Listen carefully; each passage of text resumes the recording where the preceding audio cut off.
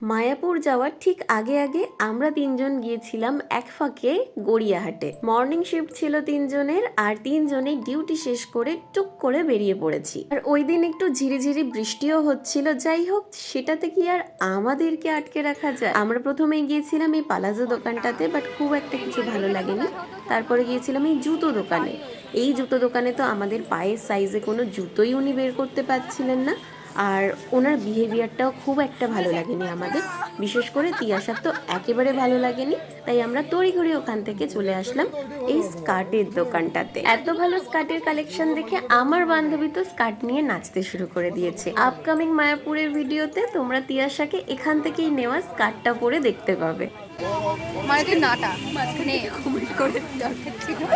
আমরা যে নিজেরাই নিজেদের খিল্লি করে মজা পাই, সেটাই হচ্ছে এটার প্রমাণ। মিনি নিজেই নিজের খিল্লি করছে, নিজেই হাসছে। আর জোয়ান মুখশুদ্ধির দোকান দেখলে এরা দুজন ঢুকবে না, এটা তো হতেই পারে না। পুরো গড়িয়াহাটে আমরা অনেক জুতো দোকানে ঘুরেছি, কিন্তু মনের মতো একটাও জুতো উদ্ধার করতে পারি। সেই দুঃখে তিয়াশা এই জুতো দোকানের ভেতরে ঢুকে কাঁদবে যেই ডিসাইড করেছে, তখনই মিনি মনে করালো যে এখানে যদি কাঁদতে বসো তাহলে ওদিকে আমাদের মোমো শেষ হয়ে যাবে। জুতো পায়নি সেই দুঃখ তো মনের মধ্যে চেপেই রেখেছে।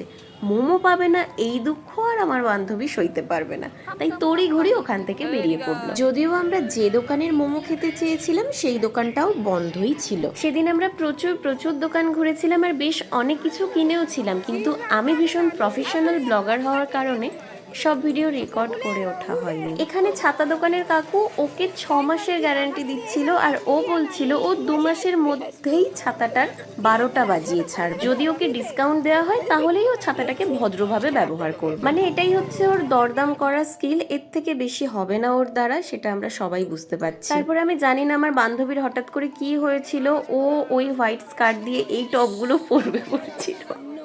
আমি এখন ভয়েস ওভার দিতে দিতেও আমার হাসি পাচ্ছে। তারপরে এই সুন্দর টপগুলো দেখতে পেলো, আর এখান থেকে ও একটা সুন্দর টপ নিয়েও ছিল পরার জন্য। আর এই দোকানগুলো কিন্তু যাদবপুরে। এরপর আরো একটা দুটো জিনিস কেনা হয়েছিল, আর তারপরে আমরা বাড়ি চলে আসলাম।